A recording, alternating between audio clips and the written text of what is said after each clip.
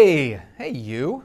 How are you? I haven't seen you in a minute. Welcome back to the Monitor. As always, I am Peter Rubin, senior editor at Wired, and this week we are going to talk about the new novel from one of my favorite fiction writers working today. We are going to talk about not one, but two video games that will scratch that itch for cartoonish fun. But first, we are going to talk about a movie that's out on demand this week, though it's not hitting theaters until October, and that movie is 3, 2, 1, Frankie Goes Boom.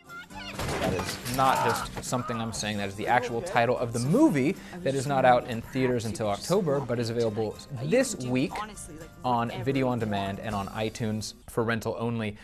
It stars Charlie Hunnam, who I spoke about on last week's segment about Sons of Anarchy. Charlie Hunnam and Chris O'Dowd, who you might know, he's having a good couple of years. He was the good guy cop on Bridesmaids or in Bridesmaids, and he had a small role on HBO series Girls earlier this year. Chris O'Dowd and Charlie Hunnam are brothers who have a kind of long and abusive, prank-filled past. Chris O'Dowd supposedly has mended his ways, but then he ends up taping Charlie Hunnam in a delicate and compromising position with one of my favorite female comedy actors working today, Lizzie Kaplan. And so the movie kind of unfolds from there. It is ridiculous, and it is completely over the top, and it is a lot of fun. And it also features other Sons of Anarchy cast member, Ron Perlman, playing not the president of a biker gang, but a post-operative transsexual, which if you are not yet convinced that you want to see this movie, that I tell you is worth the price of admission. And by price of admission, I mean rental and or download cost. So that is out this week. See it now before you have to go fight your way through a line at the theater or be disappointed because a theater in your area isn't playing it. Just see it now. It's easier, it's calm, it's the humane thing to do, really. But now let's talk about a novel, because we are erudite and literate here at the Monitor, and let's go to a man on the scene where the novel takes place. Okay, thank you. You know, let's talk about books, because reading is so fundamental. And let's talk about literary fiction, and let's actually talk about Telegraph Avenue, which is not only the street in Oakland that I am standing on right now, but is the title of Michael Chabon's newest novel, and it is out this week.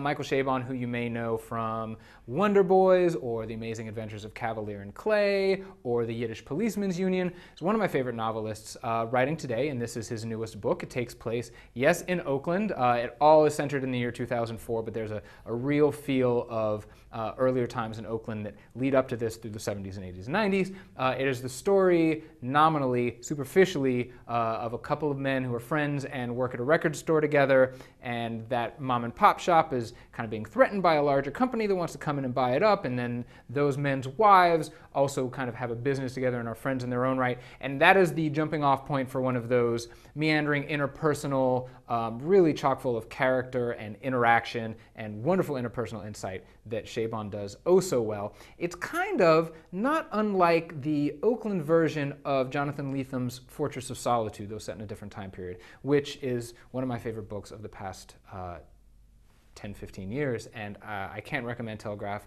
Avenue wholeheartedly enough, even though I am still not quite finished, but it's out this week, hardcover and or Kindle or Nook or whatever your reader of choice may be. But Monitor is not just comic books, people. We're trying to broaden your mind. Back to you. Okay, thank you for that. Now let's shift our attention from the world's oldest form of entertainment, or I guess the world's second oldest form of entertainment, to one of the world's newest forms of entertainment, video games. Specifically, Joe Danger 2, the movie. Now, Joe Danger, the original Joe Danger, and Joe Danger Special Edition came out in, I believe, 2010 and 2011, respectively, for the PS3 and the Xbox 360, respectively. But now the racing platformy thing is back with an all-new game from Hello Games.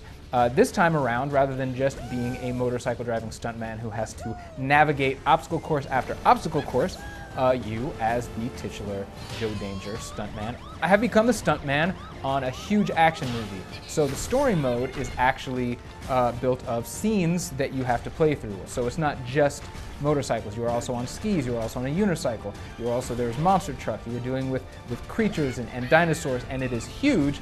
I'm not finished with the game yet. Hello Games claims that it takes about 20 hours to 100% everything. with all the unlocks in the game and all the challenges that you can't do on your first playthrough. You have to kind of get better and get more power-ups and then go back to the earlier levels and do them again. There is a ton to do here. And I loved the original Joe Danger and the Joe Danger Special Edition. I actually played both of them. I'm really happy that there is a full sequel out, and well worth your time, well worth your download for Xbox 360 users. That is out this week, so enjoy it. But that's it for The Monitor this week. We will be back next week, but until then, please email us at themonitor@wired.com with suggestions, love, criticism, whatever you see fit to share with us. Until then, inspirational catchphrase here.